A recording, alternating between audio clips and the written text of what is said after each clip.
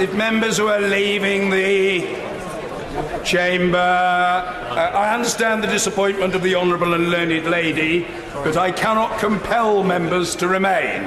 I cannot, to coin a phrase, take anybody hostage. I do not have the power to incarcerate. So I'm trying to be helpful to the honourable and learned lady. I'm playing for time.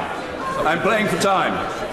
If members who, quite unaccountably, do not wish to listen to the honourable and learned lady would leave the chamber quickly and quietly, the rest of us, including assuredly the chair, wishing to hear the honourable lady, can do so. I think people are gradually beetling out of the chamber. If the chair of the Education Select Committee feels that he can beetle out and conduct his conversation outside, that will be very greatly appreciated by the chair. Thank you. Point of order, Joanna Cherry. Mr. Speaker, thank you for your indulgence. Viewers in Scotland are accustomed to the sight of the Tory benches emptying when speakers, members of Parliament representing Scottish seats get up, and I'm very much looking forward to seeing that in the SNP's party political broadcasts in the soon-to-come general election.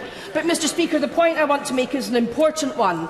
The Prime Minister has failed to secure an approval of the withdrawal agreement today in terms of the Benn Act, and that means that under the law of this land he should be retreating to number 10 to pen a letter to the European Union in terms of the Act and in terms of the undertakings, as so described by the Secretary of State for exiting the European Union, the undertakings that he gave to the Scottish Court.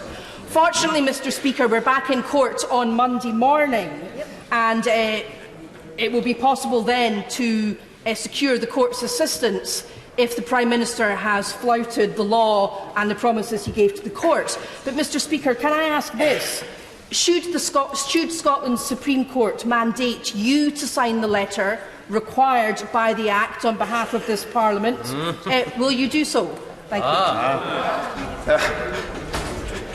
I'm grateful to the honourable and learned lady. I have no expectation of being so asked, and moreover I have no aspirations to the exalted status that would have been attained by a person so requested or indeed directed by the court.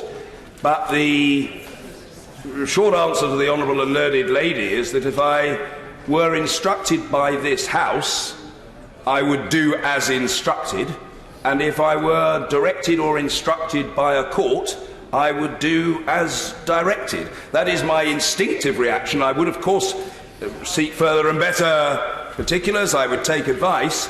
But I repeat, I haven't been asked. I'm not expecting to be asked. I'm not looking to be asked. But I would do as I was required to do, and I would have no hesitation in so doing.